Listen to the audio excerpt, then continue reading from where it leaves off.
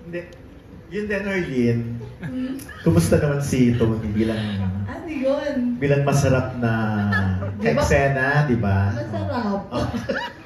Hindi kasi sang kabaklaan, sang kababaihan, pangarap malaplap tong Tony na Brewster. Yes, di ba yun nga ang impression ng marami?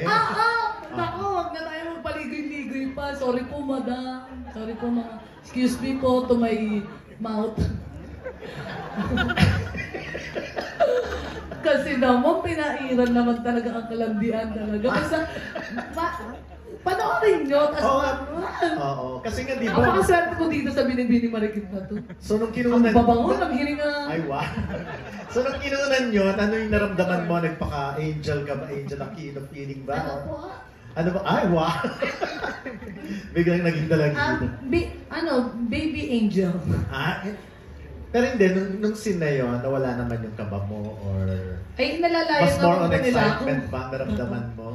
Ay, oo naman. Talaga yung toothbrush ko, talaga itinabi ko sa pagtulog. Kasi first kiss ko to nung yung blah, ganun. Pang ilang shooting, pang ilang taping ba bago pinunan yun? Secret. Hindi pa siya sa mga first few parts. Hindi nakapag-banding na kami. Ano ba yan? Okay. So naging madali na, hindi naman kayo binigla ni Direk.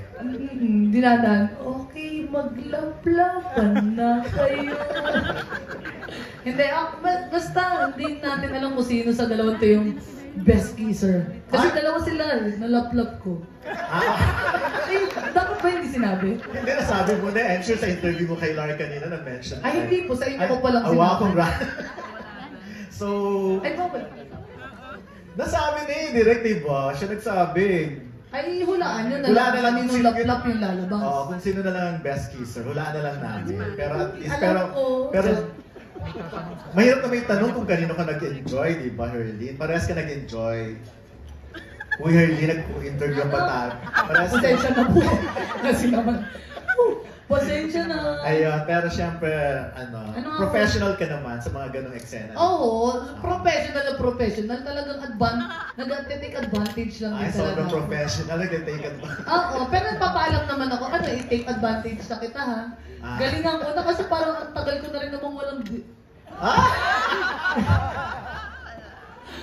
Ang bunganga ako talaga. Tama ka na rin po. Ayan. Kung sa pa ho tayo makarating. Mamaya ulit, save natin for Hindi ito, reaction doon, Tony, wala ka ng lusot, sinabi niya na eh. Na sobrang... Ano ba, reaction ko? Oo, sa sinasabi niya na sobrang... Obviously, nag-enjoy siya, talagang... Ginamit niya yung word na laplap, siguro ba, ang tatang na laplap.